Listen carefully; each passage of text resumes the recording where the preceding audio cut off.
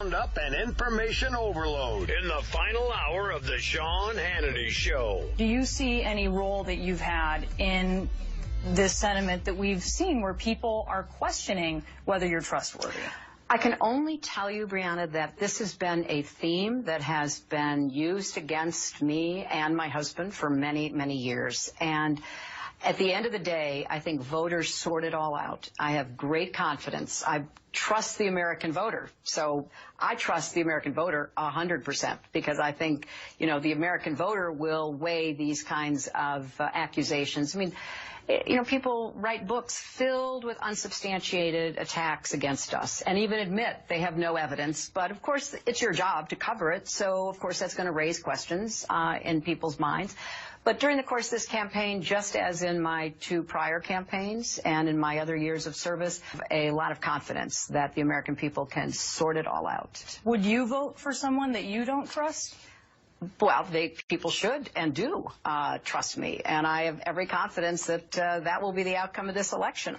I cannot decide what the attacks on me will be, no matter how unfounded. And I'm well aware of the fact that it's your job to raise those, and we'll do our best to respond to them. But I think what people talk to me about, and that's all I can go on, is the literally thousands of people that I've seen in the course of this campaign. They want to know what I'm going to do for the economy, what I'm going to do for education, what I'm going to do for health care. And they trust me to have a plan and to be committed to carrying out that plan, and they should, because I will. Actually, they don't trust her, which was the point of the question initially, and that is that 57% of the American people do not find her honest and trustworthy. And even after this cringe-worthy, if you want to call it, performance on CNN yesterday, I mean, you had a whole bunch of people coming out, including Carl Bernstein, saying that she has a difficult relationship with the truth and that she has become a specialist at fudging the facts, in part because of all the women that she's had to defend Bill Clinton from. And other people have had similar comments. Nobody thought this was a good appearance in any way, shape, manner, or form.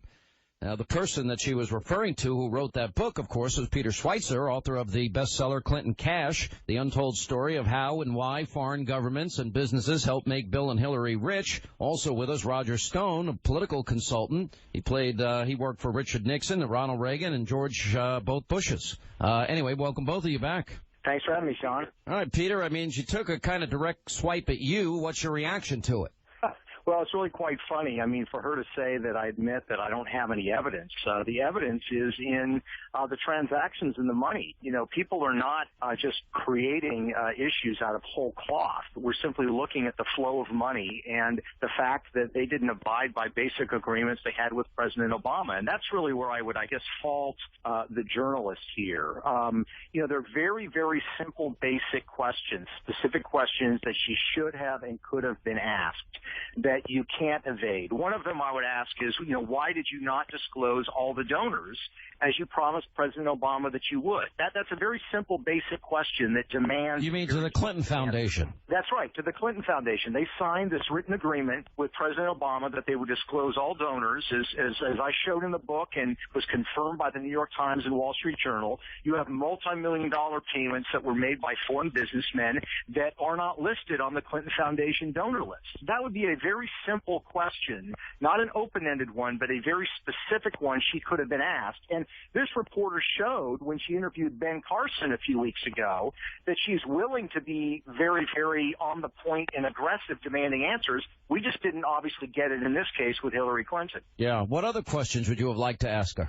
I would have asked her specifically about the uranium deal. The Uranium One deal where 20% of U.S. uranium is going to the Russian government. Their first explanation was that Hillary didn't know anything about the deal. Then they came out and said, well, she was not directly involved in the deal. And I would have asked her, if you were not directly involved in this deal, which I personally doubt, does it really reflect well on the Secretary of State to not be involved in a decision that would transfer 20% of our uranium in the United States to the Russian government? I mean, answer the question about whether you were involved or not, and if you were not involved, what does that say about your tenure as Secretary of State?